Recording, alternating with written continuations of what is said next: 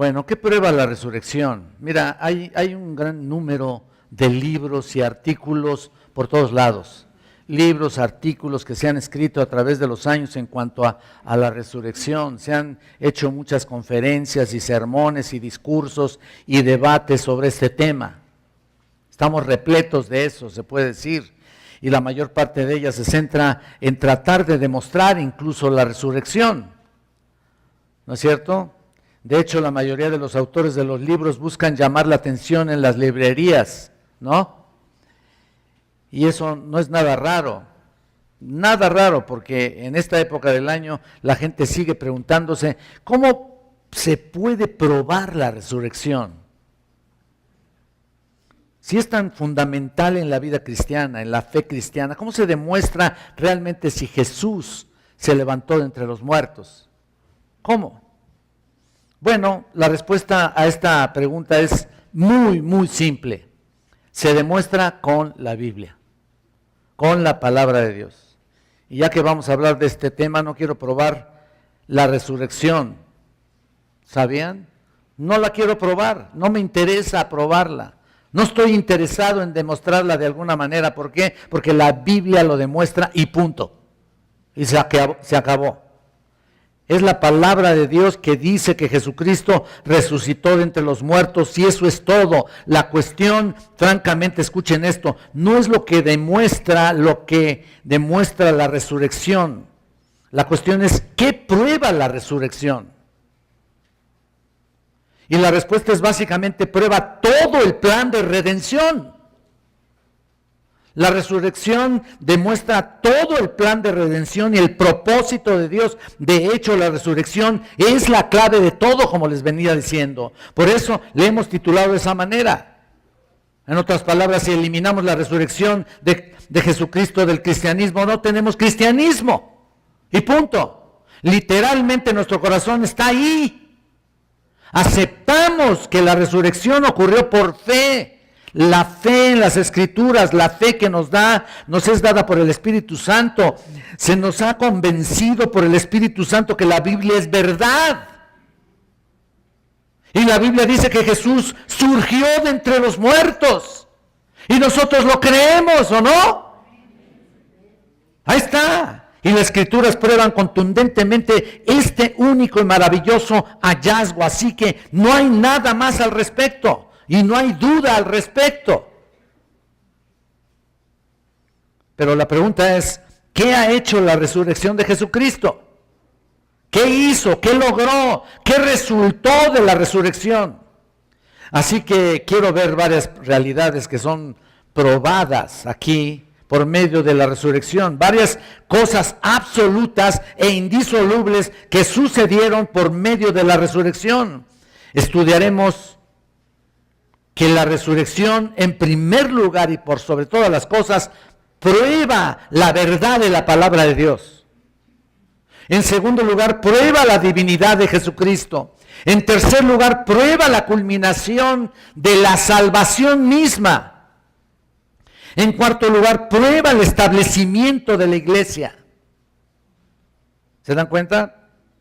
Vamos a ver, en primer lugar, quiero que noten y tengan ustedes ahí un lápiz y su boletín ahí para estar apuntando. En primer lugar, la resurrección prueba la verdad de la palabra de Dios. Eso es realmente invertir el enfoque normal del concepto que tenemos que siempre, ¿me entienden? Normalmente diríamos, bueno, la palabra de Dios prueba la resurrección. Es lo que normalmente estaríamos diciendo.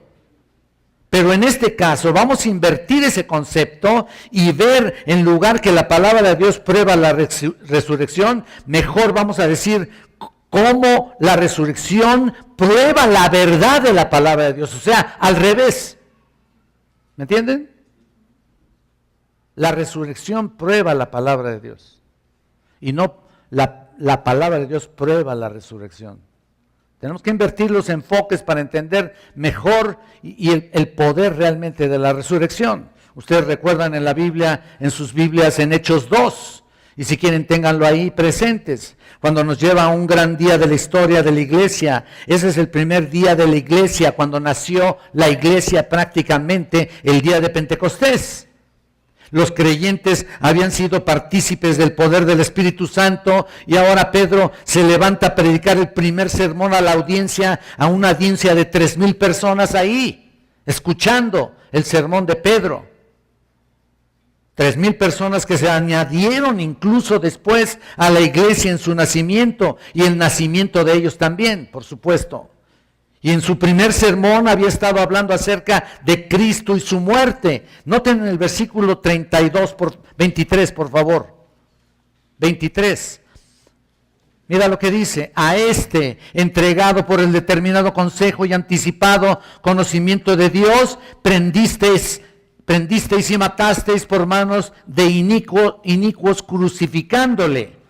Pero después de la resurrección, mira lo que dice el versículo 24, el cual Dios levantó, suelto los dolores de la muerte, por cuanto era imposible que fuese retenido por ella. Ahí está diciendo que Jesús surgió entre los muertos, que la muerte no podía detenerlo ahí. Y Pedro está citando aquí prácticamente el Salmo 16. Noten el versículo 25, por favor. Aquí está el Salmo 16, porque David dice de él: veía al Señor siempre delante de mí, porque está a mi diestra, no seré conmovido, por lo cual mi corazón se alegró y se gozó mi lengua, y aún mi carne descenderá en esperanza, porque no dejarás mi alma en el Seol, en el Hades, ni permitirás que tu santo vea corrupción. Me hiciste conocer los caminos de la vida, me llenarás de gozo con tu presencia. David fue el autor del Salmo 16, lo que está aquí diciendo precisamente el autor de Hechos, que es Lucas. Y escribió esto, y tal vez algunos podrían decir, bueno, David escribió acerca de sí mismo, ¿no? Pero eso no es cierto, porque ¿cómo va David al Hades con todo y cuerpo y se somete a la corrupción de su cuerpo? Mira, un hombre que esté en un cuerpo, que está en un cuerpo físico, no regresa de los caminos de la vida, así porque sí. Por lo tanto, no podía referirse a David. Fíjense cómo lo interpreta Pedro aquí en el versículo 29. Varones hermanos, se os puede decir libremente del patriarca David, que murió y fue sepultado, y su sepulcro está con nosotros hasta el día de hoy. ¿Lo ven? Ahí está. En otras palabras, Pedro está diciendo, David no podía referirse a sí mismo. David se ha abandonado, por así decirlo, a la muerte. Él todavía está en la morada de los muertos, su tumba aún está presente, todavía conocida por la gente que incluso sabía su ubicación. David no ha regresado de los caminos de la vida todavía, ¿no? Así que obviamente entendemos que hay resurrección de muertos para todos los creyentes, e incluso para todo ser humano, pero no me quiero meter precisamente en tratar de explicar esto de una manera escatológica, pero noten que David no ha regresado del camino de la muerte a la vida, así que no se puede referir a él. Mira lo que dice en el versículo 30 y 31, pero siendo profeta y sabiendo que con juramento Dios le había jurado que de su descendencia en cuanto a la carne levantaría al Cristo para que se sentase en su trono. Viéndolo antes, habló de la resurrección de Cristo. Noten, viéndolo antes, que su alma no fue dejada en el Hades, ni su carne vio corrupción. Noten que David, que fue puesto como un profeta prácticamente de la resurrección de Jesucristo aquí. Y solo en Jesucristo se cumple esta esperanza, cuya alma no sería abandonada en el Hades, y que como ser el santo precisamente de Dios, su carne nunca se sometería a ningún tipo de corrupción. En Jesucristo se daría el camino nuevo de la vida y volvería a llenar de gozo frente a la presencia de Dios. Entonces David no cumplió ese objetivo de ninguna manera. Su tumba aún está sellada ahí en los caminos de Siloé, cerca de Siloé, mejor dicho, pero fue un gran profeta que Dios usó para predicar la resurrección del Mesías aquí. Noten eso. Y si Pedro lo está diciendo aquí, su lógica sería así, y punto. El Salmo 16 se refiere a alguien que está resucitado. No podría ser David, el Mesías vendría como el hijo mayor de David, de los lomos de David, ciertamente, claro. Ahí está. El Salmo se refiere al Mesías. Por lo tanto, sería levantado entre los muertos, y entonces concluye el versículo 32. Mira lo que dice. A este Jesús resucitó Dios, de lo cual todos nosotros somos testigos. El Antiguo Testamento, en el Salmo 16, se predice la resurrección del Mesías. Si el Mesías no es levantado, si Jesucristo no es levantado de la tumba, ¿qué sucedería? La Biblia nos dice la verdad.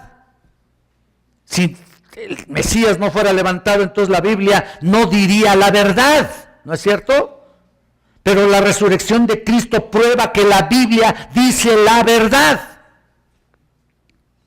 Y no al revés. De hecho, el mensaje de los apóstoles, como les decía, era la resurrección de Jesucristo. Ese era su mensaje.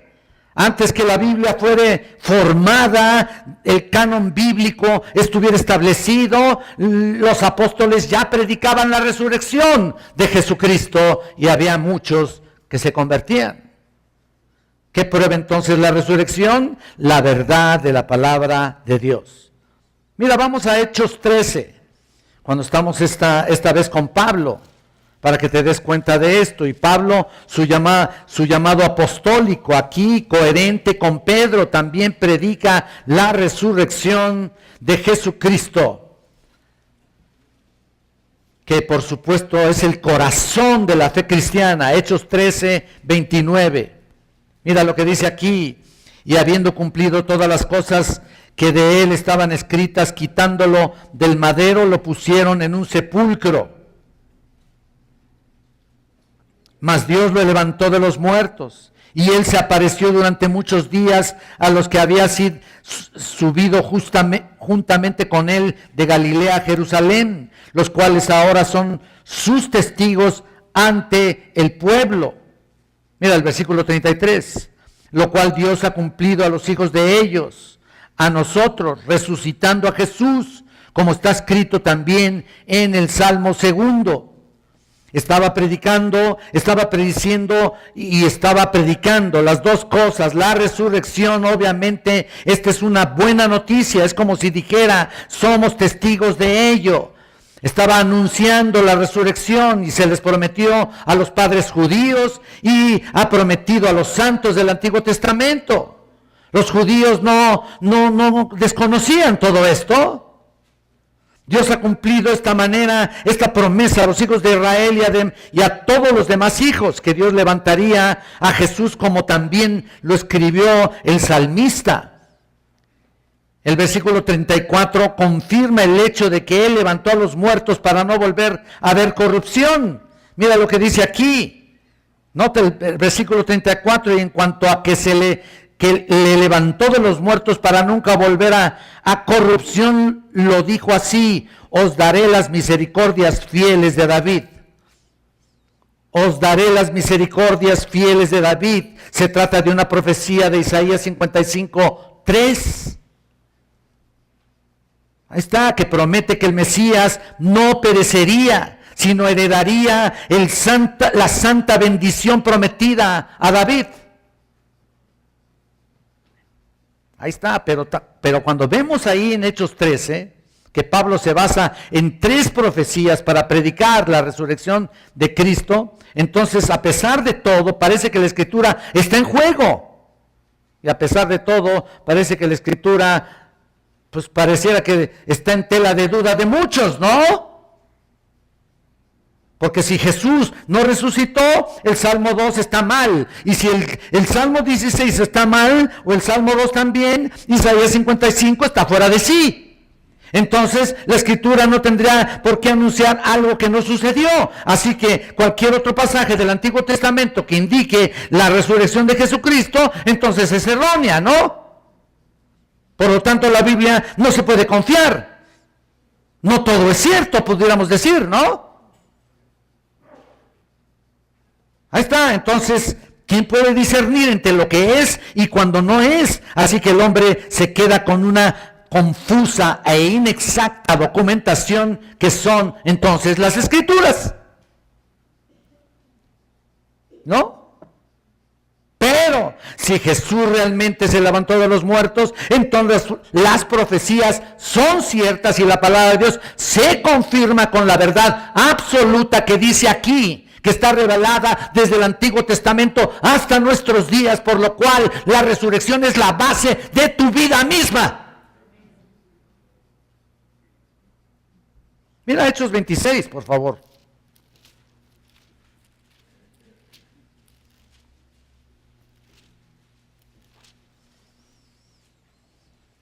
Vayan al versículo 22.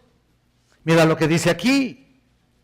Pero habiendo obtenido auxilio de Dios, perseveró hasta el día de hoy, dando testimonio a pequeños y a grandes, no diciendo nada fuera de las cosas que los profetas y Moisés dijeron que había de suceder. Tenía que suceder. ¿Y qué dijeron los profetas que había de suceder? Versículo 23, que el Cristo había de padecer y ser el primero de la resurrección de los muertos para anunciar luz al pueblo y a los gentiles. ¿Lo ves? Todo lo estamos viendo a través de los profetas. Así como la vida de todos los santos desde el Antiguo Testamento, los escritos sagrados, los salmos, todo lo vemos ahora en la ley. Ahí estaba anunciada. El Mesías que ellos seguían esperando moriría. Tenía que morir. El Mesías que ellos estaban esperando también tenía que resucitar. Pero a pesar de todo, parece que la Escritura seguía en tela de duda, porque a la fecha ningún judío, actualmente ningún judío cree nada de eso. Nada. Es una verdadera tragedia, ¿no? Es terrible. Está en tela de duda. Cuando se escribió todo lo relacionado a Jesús, su muerte y su resurrección, todo ha sido perfectamente cumplido en la palabra de Dios para probar que es verdad. Ahora quiero que a su vez veamos el segundo capítulo del Evangelio de Juan. Segundo capítulo del Evangelio de Juan. Aquí nuestro Señor Jesús está hablando a los judíos que le pedían una señal, ¿no es cierto? Y Jesús les respondió y les dijo, ¿quieren una señal? Te doy una. Destruid este templo y en 3 días lo levantaré. ¿Te acuerdas de la profecía esa de Jesucristo? Ahí está, se trata de otra profecía que habla ahí Cristo, los judíos en su ignorancia, mira lo que le dijeron, versículo 20, vamos un poquito para atrás, 2:20. Dijeron luego los judíos, en 46 años fue edificado este templo y tú en 3 días lo levantarás. Versículo 21, mas él hablaba del templo de su cuerpo. Por tanto, cuando resucitó de entre los muertos, sus discípulos se acordaron que había dicho esto y creyeron la Escritura y la palabra que Jesús había dicho. Ellos sabían que la Escritura prometía una resurrección. Por tanto, no debía extrañarles ni hacerse los ignorantes, ¿me entienden? Con esto, definitivamente hay una resurrección para el Mesías y fue cumplido perfectamente bien, sucedió perfectamente bien y muchos creyeron, pero muchos también lo rechazaron. Como hoy, todo sigue siendo igual. Entonces, de esta manera de Escritura, la resurrección de Jesucristo debe afianzar, afirmar nuestra fe y confianza en la verdad que es infalible, que aquí está escrita. Infalible. Entonces, ¿qué prueba la resurrección? Prueba que la Escritura es verdadera. Y si vas a Lucas 24, Es una escena del camino hacia Emaús. Caminaban los dos discípulos que ahí discutían entre sí. De pronto el Señor se acercó a ellos sin que supieran que de su resurrección. Les dijo: ¿qué pláticas son estas que tienen ustedes? Como quien dijéramos, ¿de qué están hablando, no? Mientras caminan. Entonces le revelaron todo lo que había sucedido y de alguna manera estaban un poco decepcionados ahí, un poco decepcionados, y por supuesto porque ya había pasado el tercer día y no sabían nada absolutamente de Jesús, que había sido, sí sabían que lo habían crucificado, pero no sabían que había vuelto a la vida. Y Jesús, al acercárseles, mira lo que dice, capítulo 24, versículo 25. Y fueron algunos de los nuestros, estaban platicando entre ellos, ¿no?, al sepulcro, y hallaron así como las mujeres habían dicho, pero a él no le vieron. ¿Estás viendo ahí? 24, 25. Entonces él les dijo: oh insensatos y tardos de corazón para creer todo lo que los profetas han dicho. Otra vez, lo que los profetas han dicho. ¿No era necesario que el Cristo padeciera estas cosas y que entrara en su gloria? Y comenzando desde Moisés y siguiendo por todos los profetas, les declaraba en todas las escrituras de lo que él decía. Ahí está. Cada vez que se hablaba de uno que moriría y que resucitaría en el Antiguo Testamento, se refería específicamente al Mesías.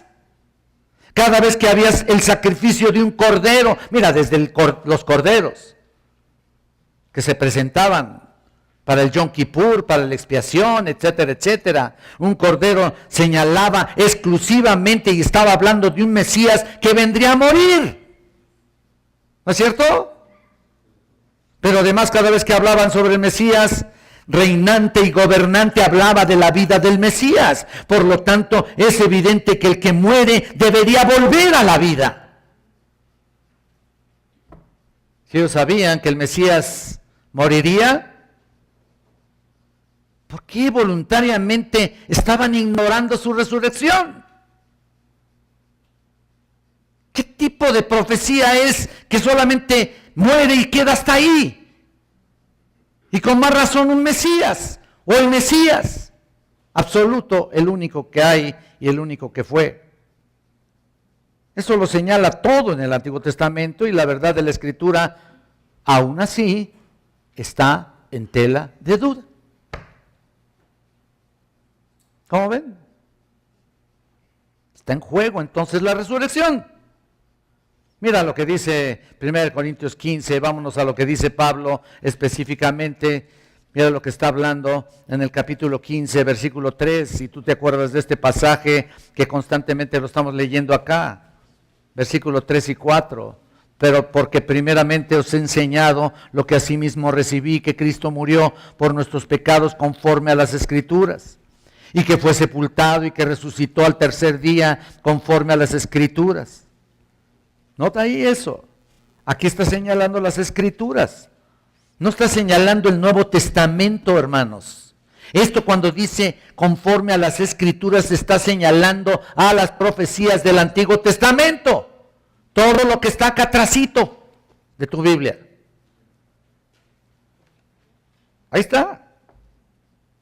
Todo lo que dicen los escritores, por igual. Entonces, ¿qué prueba las Escrituras? Más que nada, la resurrección prueba que la Escritura es verdadera. Y ese es el punto. En segundo lugar, la resurrección no solamente prueba que la verdad de la palabra de Dios, sino que la resurrección prueba la divinidad de Jesucristo. Vamos a ver algo de ahí. De hecho no existe mayor prueba que la naturaleza divina de Jesucristo, la palabra. Entonces, levantarse de los muertos es la cosa más monumental que él hizo, por supuesto, para certificar y verificar que él es Dios. Ya no digo que él era, porque él sigue siendo Dios, porque él es el mismo ayer, hoy y qué. Ahí está. Porque solo Dios puede dar vida. Y punto. Solo Dios puede vencer la muerte. ¿O quién más? Díganme ustedes. Nadie. Si buscas en el Nuevo Testamento encontrarás un sinnúmero de personas dando testimonio de Cristo como Dios. Son textos maravillosos. Por ejemplo, los demonios mismos, vamos a empezar con ellos, ¿no? Ellos mismos afirman de la deidad de Cristo. Vamos a Marcos 5, por favor.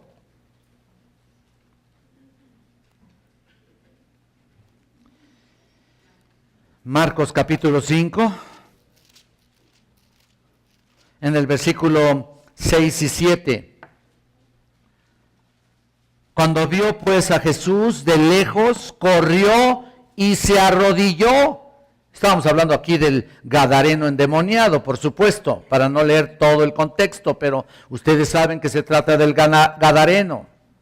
Corrió y se arrodilló ante él y clamando a gran voz dijo: ¿qué tienes conmigo, Jesús, Hijo del Altísimo? Te conjuro por Dios que no me atormentes. Ahí está, ellos sentían, estaban seguros de que estaban frente al Todopoderoso encarnado, que es Jesucristo, ¿no? En Juan 9 también Jesús sanó a un hombre. Vayan a Juan 9, por favor, un momento, por allá. También sanó a un hombre ciego de nacimiento. Ustedes recuerdan esta historia, y después que le interrogaron y lo expusieron, mira lo que Jesús le dice en Juan 9:35. Oyó Jesús que le habían expulsado y hallándole le dijo: ¿crees tú en el Hijo de Dios? Respondió él y dijo: ¿quién es, Señor, para que crea en él? Le dijo Jesús: pues le has visto y el que habla contigo, él es.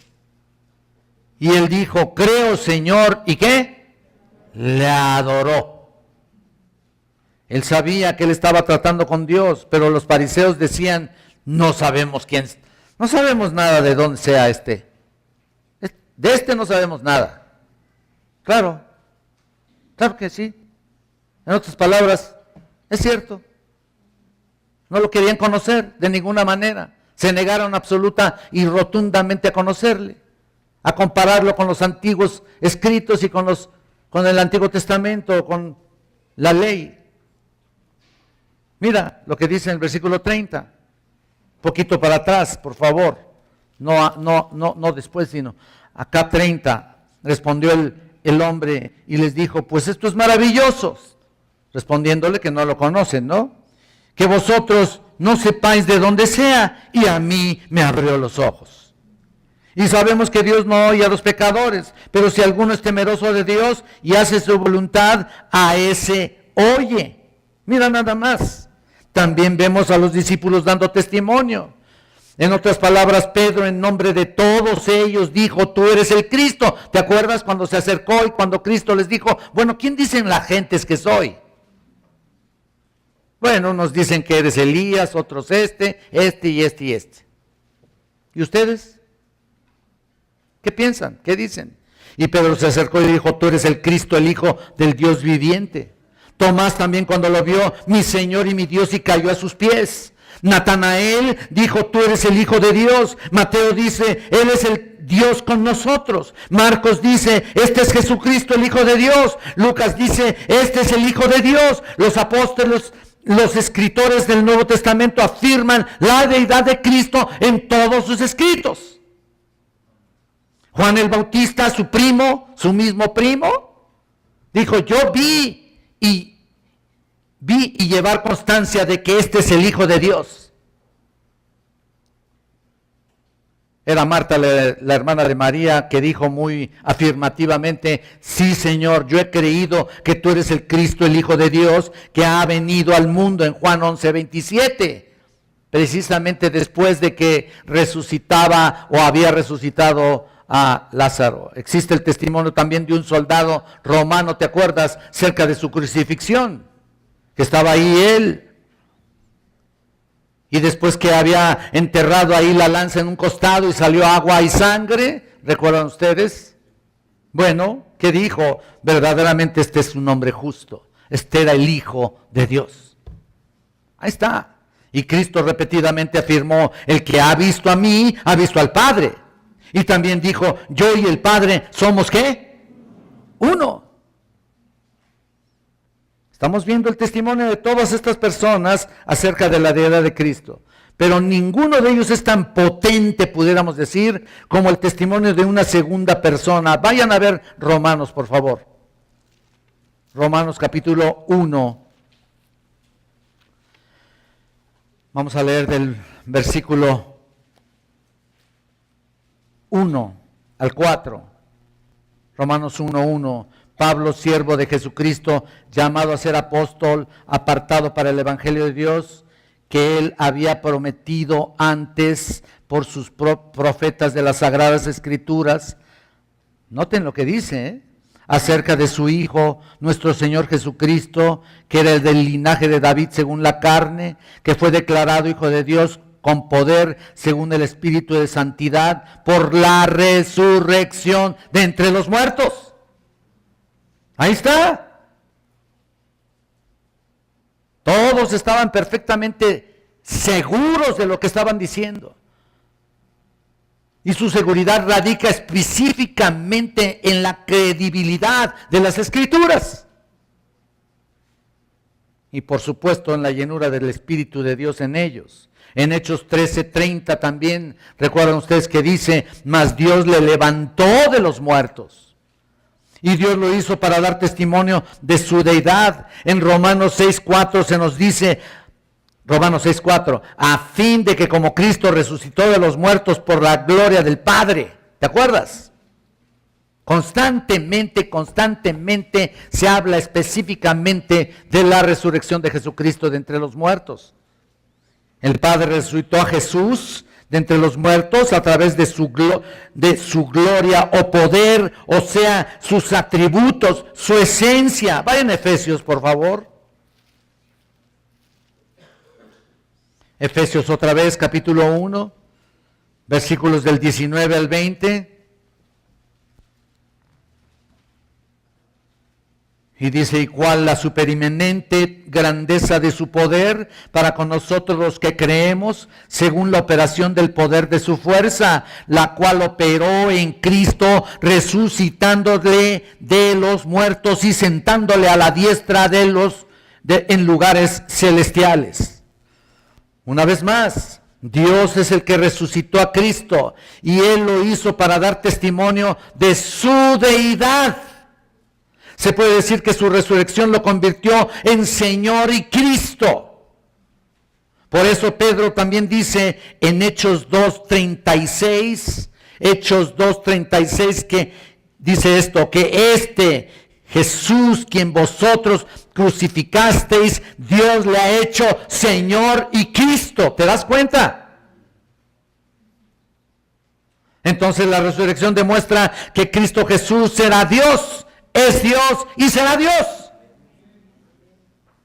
Entonces el primer punto, la resurrección prueba la verdad de la palabra de Dios. El segundo punto, la resurrección prueba de la divinidad de Jesucristo. Y en este tercer punto, la resurrección prueba la culminación de la salvación, de tu salvación. Si es que tienes a Jesús en tu vida como Señor y Salvador. Ahí está. Escucha lo que dice Romanos 4:25 en esta maravillosa verdad sobre lo que construimos en nuestra vida. Romanos 4:25 dice, el cual fue entregado por nuestras transgresiones. Escucha esto. Fue entregado por nuestras transgresiones y resucitado para nuestra justificación. ¿Qué más queremos escuchar, no? Acerca de esto. Entonces, para que Dios nos justifique, para que Dios nos declare justos, Él tuvo que levantar a Jesús de entre los muertos. De hecho, cuando nació, su nombre se ha llamado Jesús, porque Él salvará a su pueblo de sus pecados. En otras palabras, para justificarlos, ¿no? Que es exactamente lo que Dios quería para lograrlo, pero tuvo que morir. Y por supuesto, ser levantado de entre los muertos. Levantar a Cristo de entre los muertos. Qué indispensable e eficaz fue la realización de su muerte. Por el Padre culmina todo. Todo lo culmina en la resurrección. Dios le resucitó entre los muertos para afirmar lo que hizo en la cruz y satisfizo la justicia de Dios mismo, de Dios, un Dios santo y puro. Eso es lo que Dios demandaba. Un sacrificio perfecto, y solamente lo cumplió Jesucristo en la cruz. Si no fuera así, entonces todo lo que Jesucristo logró en su muerte, pues no tendría valor alguno. Sería la muerte de un hombre ordinario ahí y no tiene ningún valor. Nada. Pero tuvo lugar, de entre los muertos y fue planteada realmente su resurrección por el Padre para nuestra justificación, para que finalmente se culminara en eso. Muchos han muerto por una causa, y tú lo sabes. Hay muchos por ahí que se prenden fuego, etcétera, etcétera. ¿Y qué sucede? No sucede nada. Todo sigue igual. Y puedo decir que hasta peor, ¿no? Pero ahí está. Muchos han muerto por una causa, pero absolutamente ninguno, y escucha esto, ninguno ha resucitado de entre los muertos. Nadie. La resurrección se planteó y se planeó para que a los ojos de Dios se hiciera justicia. A fin de que a los ojos de Dios nuestros pecados pudieran ser perdonados y despedidos prácticamente. Despedidos, sacados de nosotros, puestos en la cruz. Nuestros pecados fueron puestos en la cruz del Calvario precisamente para que Dios derramara toda su furia sobre Cristo. Lo que nosotros deberíamos de haber padecido, Él padeció por ti y por mí. Y toda la furia de Dios sobre Él, sobre un hombre justo. Ahí está. Y cuando Él lo planeó de esa manera, era como si en ese momento aceptáramos el sacrificio de Cristo. Ahora mira, hay tantas características esenciales para de nuestra salvación, que depende de la resurrección, que hoy vamos a ver algunas. Podemos tomar Romanos 4:25, mira acá un poquito para atrás, otra vez, y dividirlo en varias partes. Vamos a ver varios subtemas de este tercer punto general. Mira, 4:25 primero vamos a leerlo. Es muy sencillo. Dice, el cual fue entregado, ahí está implícita la muerte de Cristo, por nuestras transgresiones, ahí están nuestros pecados, y resucitado para nuestra justificación. ¿Lo estás viendo? Hay varias palabras y varias frases que vamos a analizar aquí. En primer lugar, vamos a analizar nuestra justificación. Parte de ser justificado ante Dios significa que recibimos la vida eterna, ¿no es cierto? En otras palabras, la vida eterna depende de la resurrección de Jesucristo. Así como en Adán todos mueren, en Cristo todos serán ¿qué? Todos serán ¿qué? Vivificados, ¿no? En otras palabras, vivimos por la muerte de Cristo, además de también su resurrección. Por eso cuando llevamos el mensaje del Evangelio, no nomás hablamos de la muerte de Cristo, porque alguien se puede enternecer y puede condolerse por él. Recuerden que cuando Jesucristo estaba en el camino al Calvario, las mujeres de Jerusalén lloraban por él y le decían, lloramos por ti, Señor. Mira, no llores por mí. Llora por ti y por tu familia. ¿Para qué condolerse por eso, no? Si él lo tenía ya perfectamente planeado. Pero noten, si así como con Adán todos mueren, también con Cristo serán vivos. En otras palabras, vivimos por la muerte, además su resurrección. Y si Él nunca se hubiera levantado de los muertos, pues obviamente no habría conquistado la muerte. Si Él nunca hubiera resucitado, es decir, sin vida, quedaría ahí sin vida, pues no pudiera dar vida a nadie. ¿Cómo puede un muerto darle vida a otro muerto, no? Pero como surgió de la tumba, él dice en Juan 11:25, justo lo que leyó nuestro hermano Chavero, yo soy la resurrección y la vida. ¿Te acuerdas cuando estaba frente a la tumba de Lázaro? El que cree en mí, aunque esté muerto, vivirá. Así que la vida eterna depende de la resurrección. Es un componente en la realización total de nuestra salvación. En segundo lugar, Él envió su Espíritu Santo. Si Jesús no hubiera resucitado de entre los muertos, ¿sabes qué? Él nunca hubiera subido al Padre. Nunca hubiera subido al Padre. Y si no hubiera ascendido al Padre, Él nunca hubiera enviado a su Espíritu, ¿no? Es lógico, es elemental, ¿no es cierto? Él mismo dice que Él no enviaría su Espíritu hasta que fuera de vuelta al Padre en Juan 16, 7 y 8. Y se los voy a leer. Pero yo os digo la verdad. Os conviene que me vaya, dice Él. ¿Te acuerdas? Os conviene que yo me vaya, porque si no me fuera, el Consolador no vendría a vosotros. Ahí está. Mas si me fuere, os lo enviaré, y cuando Él venga, convencerá al mundo de pecado, de justicia y de juicio. Pero cuando venga el Espíritu de verdad, Él os guiará a toda verdad. Y la única verdad que existe, que decíamos en la mañana, es precisamente la verdad escrita que aquí está. Esta es la única verdad. No hay otra verdad. No hay libros, por más sofisticados que sean y por autores muy adelantados que sean más poderosos que lo que está escrito en este libro. ¿Por qué? Porque Dios lo exhaló, Dios lo dictó prácticamente a los autores. Él lo dijo, la Biblia es inspirada, exhalada por Dios, como decía en la mañana. Y punto. Entonces ahí está. Él los guiará a toda verdad. En otras palabras, cuando Él venga será formado el cuerpo de Cristo, que es la iglesia. Cuando Él venga se convertirá en la garantía de la vida eterna. Cuando Él venga fijará su residencia en ti. O sea, está hablando del Espíritu Santo. Y estoy hablando de eso. Cuando Él venga, fijará su residencia en ti y te convertirás en su templo. Cuando Él venga, habitará en todo creyente para un servicio.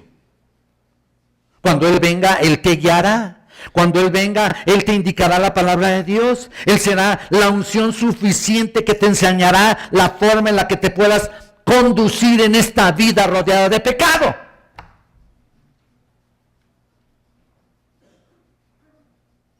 Resumidamente, Jesús tenía que ir al Padre para enviarnos su Espíritu. De otra manera, estaremos sin vida, ¿no es cierto? Nada de esto sería en realidad. Un tercer punto, tenemos otro componente de la salvación. Él da lugar a perdonar nuestros pecados. Esto es muy importante. Volvemos a preguntarnos, si Él no hubiera resucitado de los muertos, el Padre no se hubiera complacido en el sacrificio de su Hijo. Su sacrificio no fue eficaz, no fue exitosa, no ha funcionado para expiar nuestros pecados, y por tanto el Padre no exaltaría al Hijo y no tomaría la gloria de Él. ¿Por qué? Porque Él no hizo lo que tenía que hacer y punto, ¿no? Nada serviría. Nada sería significativo. Su obra redentora estaría como una historia más de lo que filman todos los años en Hollywood, ¿no? Ahí están haciendo películas épicas de todo tipo y no sirven para nada. Aún la historia de Jesús, toda distorsionada.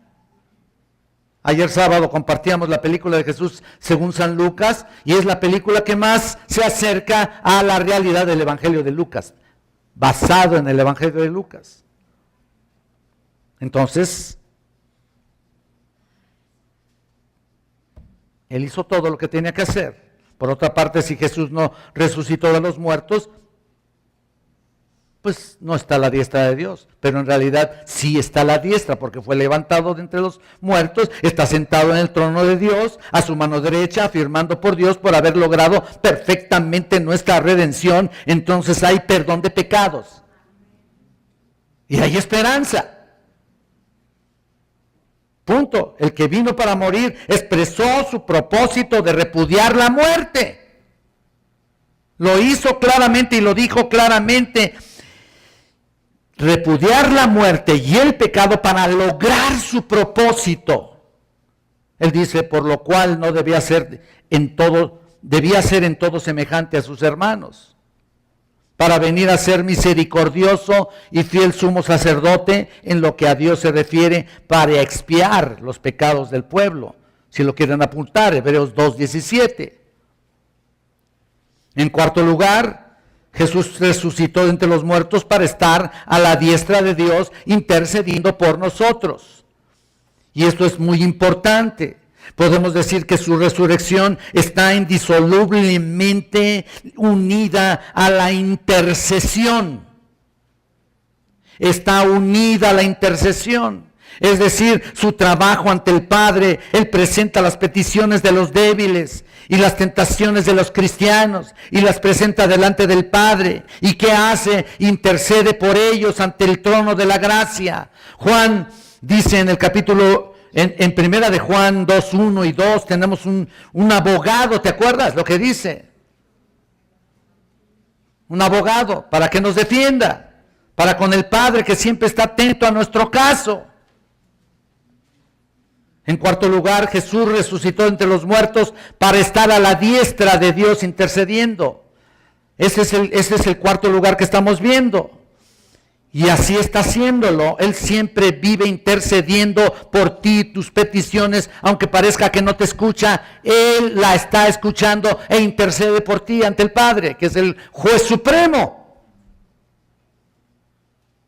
La resurrección, por tanto, es necesaria no solo para perdón de pecados, sino para la intercesión perpetua, pero no para no ser tentados más de lo que somos capaces de soportar. Porque juntamente con la prueba o la tentación nos da ¿qué? Todo es por la resurrección, hermanos. En quinto lugar, la resurrección es crucial para la concesión de los dones espirituales. Hablamos de los dones que son habilidades divinas por medio del Espíritu Santo que da a cada cristiano para servir a Dios. Efesios en el capítulo 4, versículo 8 dice que subiendo a lo alto, llevó cautiva la cautividad y dio dones a los hombres. ¿Te acuerdas? Subió a lo alto. En otras palabras, subió resucitado, estando a la diestra de Dios. Llevó cautiva la cautividad y dio dones a los hombres. Entonces, después de resucitar, hace eso. Y él mismo constituyó a unos apóstoles, a otros profetas, a otros pastores y maestros. Ya lo hemos leído y lo hemos explicado y lo hemos predicado en este púlpito para el equipamiento de los santos, para la obra del servicio, para la edificación del cuerpo de Cristo, para que nadie se quede sin hacer nada. Volvió al cielo y entonces empezó a trabajar dándonos dones espirituales específicamente para la iglesia. Para que cada uno de nosotros, dice el versículo 7, nos sea dada la gracia conforme a la medida del don de Cristo. Ahí está. Entonces, ¿se dan cuenta de esto? Jesús resucita para esto. En sexto lugar, la resurrección también otorga poder espiritual. Jesús dijo en Mateo 28:18, toda potestad me es dada en el cielo y en la tierra.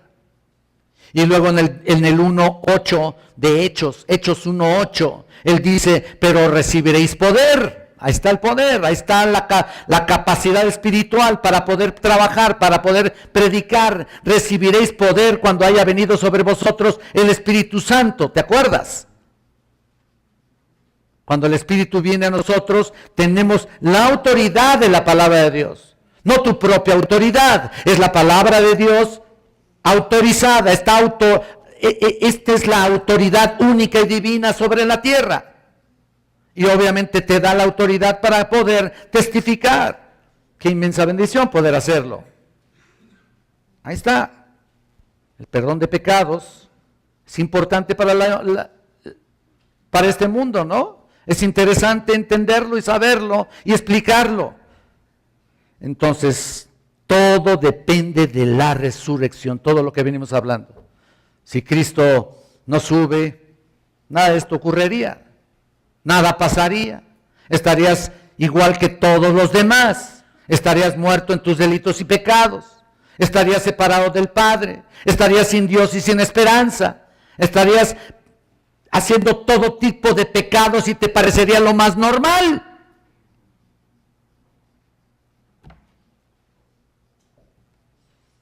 Pero por su gracia estamos aquí, hermanos. Eso es lo más importante para ti y para mí. Entonces ya vimos la prueba de la verdad, la resurrección prueba la verdad de la palabra, prueba la divinidad, prueba la culminación de la salvación con todos estos puntos extras que les di. Y en cuarto lugar y en último lugar, la resurrección prueba el establecimiento de la iglesia de Dios. Prueba eso. ¿Sabías? Nuestro Señor dijo donde edificaría su iglesia. ¿Recuerdan esas palabras en Mateo 16, 18? Cuando le dijo a Pedro: y yo también te digo que tú eres Pedro, y sobre esta roca edificaré mi iglesia, y las puertas del Hades no prevalecerán contra ella. Bueno, ¿cuáles son las puertas del Hades? Bueno, mira, esa es una expresión de los que los judíos llamaban muerte. Es como si dijera: voy a construir mi iglesia y la muerte no será capaz de destruir lo que voy a construir, no será ningún tipo de obstáculo. Eso es lo que está diciendo. No voy a dejar que la muerte lo domine. Jesús estaba diciendo: voy a morir, pero voy a resucitar y voy a subir, y la muerte no va a detener la construcción de la iglesia de ninguna manera. No es suficientemente poderosa. ¿Por qué? Porque voy a resucitar. Otra vez vamos a Efesios, por favor. Y vean el versículo 20, en el 1:20 hasta el 23, la cual operó en Cristo, resucitándole de los muertos y sentándole a la diestra de los lugares, en los lugares celestiales, vean ustedes, sobre todo principado y autoridad y poder y señorío, sobre todo nombre que se nombra no solo en este siglo, sino también en el venidero. Y sometió todas las cosas bajo sus pies y lo dio por cabeza sobre todas las cosas a la iglesia. ¿Lo están viendo? La cual es su cuerpo, la plenitud de aquel que todo lo llena en todo. Cuando Él se levantó, estableció su sede. Él se convirtió en la cabeza de la iglesia. Ese es el punto. La resurrección es esencial para el establecimiento de la iglesia. Si no hay resurrección, no habría iglesia. No tendríamos por qué reunirnos. Tal vez nos reuniríamos para algún concepto así, moral, etcétera, etcétera, humanista o lo que sea. Como hay tantas instituciones, ¿no? Que se alientan y se llevan bien y tratan de llevársela bien, pero nada sucede, sus vidas siguen igual. No es la iglesia ahí. La iglesia es donde están sus redimidos. Y los que estamos aquí fuimos los salvos, y por supuesto los que Dios en su gracia nos otorgó la salvación y somos salvos por gracia. Gracia es un regalo inmerecedor otorgado por Dios. Entonces vean, si no hay resurrección, no hay iglesia. Cualquier persona que dice pertenecer a una iglesia que no cree en la resurrección de Jesucristo, esa no es iglesia. Que quede bien claro este punto. No es iglesia. No pertenece a la iglesia de Cristo. La verdadera iglesia es a los que se les ha dado vida por la resurrección de Cristo de entre los muertos. Juan Calvino escribió: este es el más alto honor de la iglesia, que Él está unido a nosotros. El Hijo de Dios reconoce que somos en alguna medida imperfectos, pero es un consuelo saber que hasta que no estemos en su presencia estaremos completos. Fin de la cita. En otras palabras, el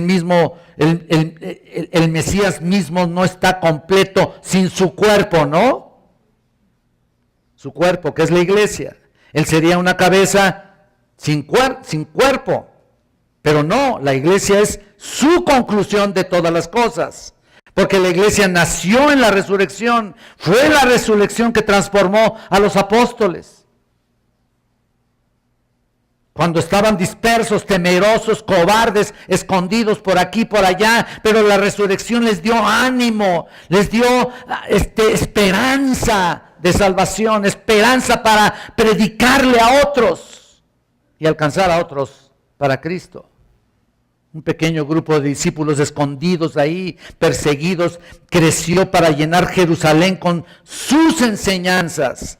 Y pronto se dieron a conocer en el mundo. Muchos judíos que se reunían el sábado durante siglos y tal vez milenios, de repente se convirtió en una reunión de cristianos que alababan a Dios. Los domingos, ya no el sábado, sino los domingos. Por eso la iglesia se reúne el domingo, porque le da el honor y la gloria al que resucitó en domingo, que es Cristo. Y la iglesia sigue viviendo, a pesar de los ataques constantes de dentro y de fuera, de la corrupción, de la falsificación. Vive porque es sostenida por el poder de su resurrección. Todo el plan de redención de Dios en su plenitud terminó en la resurrección de Jesucristo. Pero, ¿qué estamos haciendo nosotros? Todo el evangelio y todas las realidades dependen de su resurrección. Y sin embargo está en juego, está en tela de duda y siguen dudando al respecto. Pero de nuevo, ¿qué estamos haciendo? ¿Qué está haciendo la iglesia?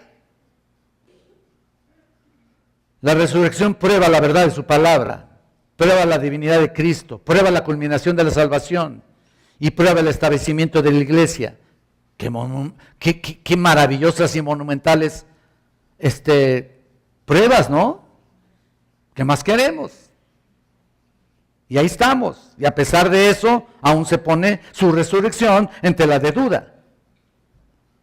Y no se trata de estar convencido, se trata de estar convertido. Muchos están convencidos.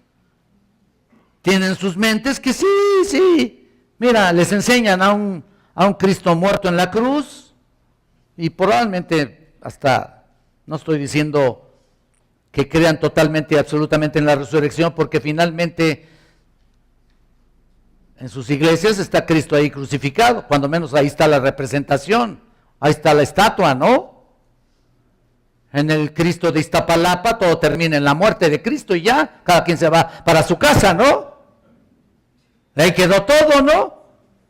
Bueno, no pueden hacer la resurrección porque quién sabe cómo le harían, ¿no?